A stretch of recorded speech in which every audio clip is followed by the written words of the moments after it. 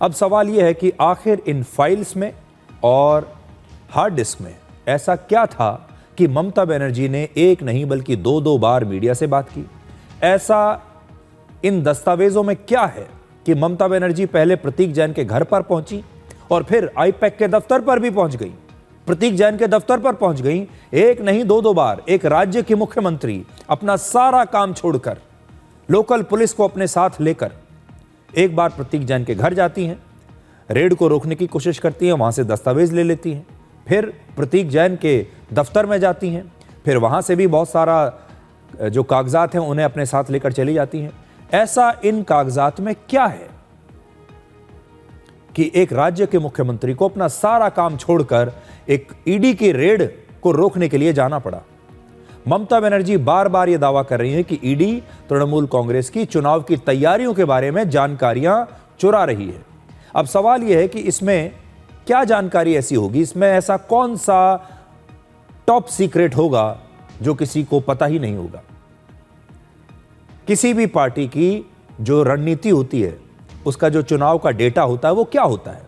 ज्यादा से ज्यादा यह होता है कि उस पार्टी के वोटर्स कौन कौन हैं, कहां कहां पर हैं, किस राज्य में कितने, किस क्षेत्र में, किस जिले में, किस गांव में, किस शहर में, किस जगह पर कितने वोटर हैं, कौन उन्हें वोट देते हैं, कौन कहां रहता है, क्या उसका कॉन्टैक्ट नंबर है, कौन सा वोटर किस पार्टी को वोट देता रहा है। इसी प्रकार की जानकारियां होती हैं। और क्या होती है? ऐसी जानकारी तो चुनाव आयोग से भी किसी को भी मिल जाएगी।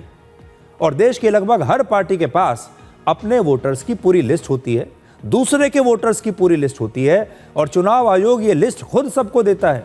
अगर आज मैं और आप भी चाहें तो हम भी वो लिस्ट निकाल सकते हैं, अगर हम जानना चाहें तो इसमें ऐसी कौन सी इतनी बड़ी बात हो गई कि अगर ये लिस्ट या इस प्रकार का जो पूरा डेटा है, अगर वो किसी के हाथ लग भी जाए तो इसमें ऐसी क्या बड़ी बात है कि मुख्यमंत्री को अपना दफ्तर छोड़कर यहां आना पड़े।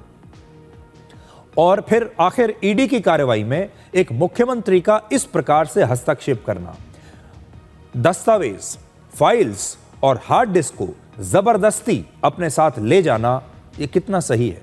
और अगर यह परंपरा भारत में शुरू हो गई तो केंद्रीय जांच एजेंसियां जो हैं, ये तो फिर ऐसे किसी भी राज्य में कभी कोई कार्रवाई कर ही नहीं पाएंगी जहां विपक्षी पार्टियों की सरकार है।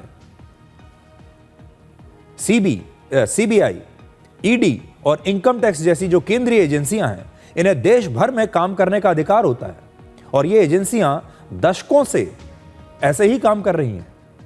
लेकिन क्या ममता बनर्जी ने पश्चिम बंगाल को अब एक अलग देश बना दिया है, जहां केंद्रीय एजेंसियों को भी काम करने के लिए वहां बाकायदा वीजा लेना पड़ेगा, इजाजत लेनी पड़ेगी?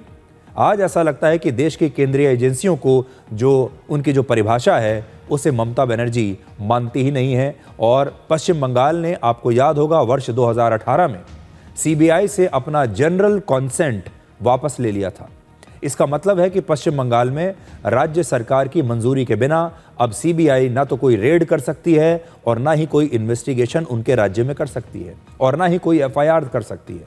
अब ईडी के कामकाज में इसी तरह का हस्तक्षेप अब किया जा रहा है। कांग्रेस और बीजेपी दोनों ने ही इस हस्तक्षेप करने के लिए ममता बनर्जी की आलोचना की है। कांग्रेस के नेता अधीर रंजन चौधरी ने कहा है कि ममता बनर्जी को ईडी के काम में हस्तक्षेप करने के बजाय अदालत जाना चाहिए था।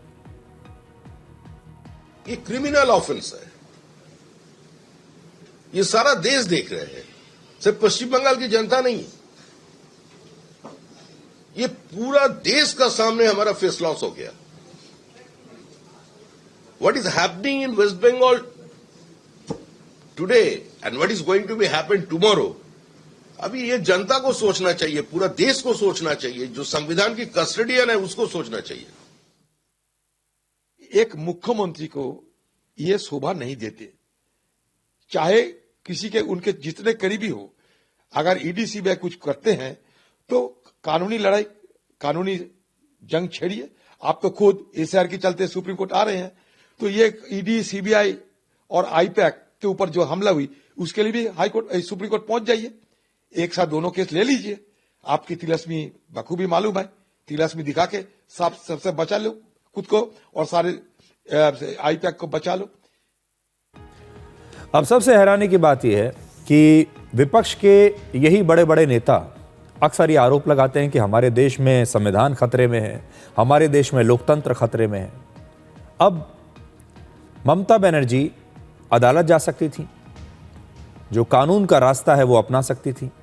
जिस प्रकार से ईडी अब हाई कोर्ट गया है और हाई कोर्ट से ईडी ने कहा है कि आप हस्तक्षेप कीजिए इस मामले में, ममता बनर्जी को रोकिए, उसी प्रकार से ममता बनर्जी भी जा सकती थी और फिर वो देखती कि देश का कानून इसके बारे में क्या कहता है, हमारा संविधान ऐसी स्थिति के बारे में क्या कहता है।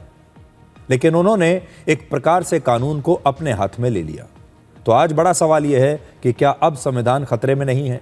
क्या अब हमारे देश का लोकतंत्र खतरे में नहीं है?